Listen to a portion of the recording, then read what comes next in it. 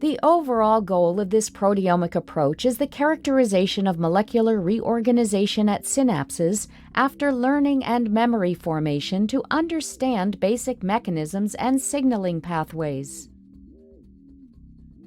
The main advantage of this technique is the hypothesis-free approach, permitting large-scale quantification and characterization of post-translational modifications within synaptic proteomes.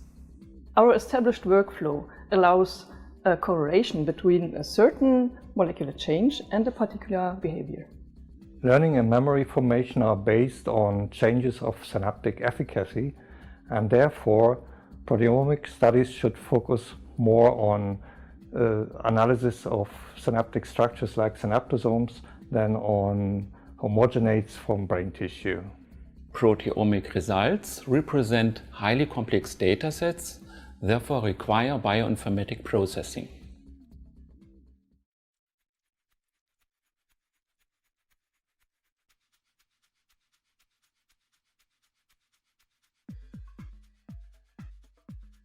Begin training by placing the test mouse in a dimly lit shuttle box within a soundproof chamber. Use a fully computer-controlled learning schedule for auditory discrimination learning.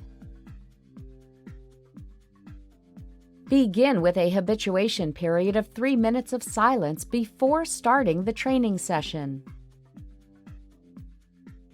During go trials, the animal has to cross the hurdle within 6 seconds of tone presentation to score a hit.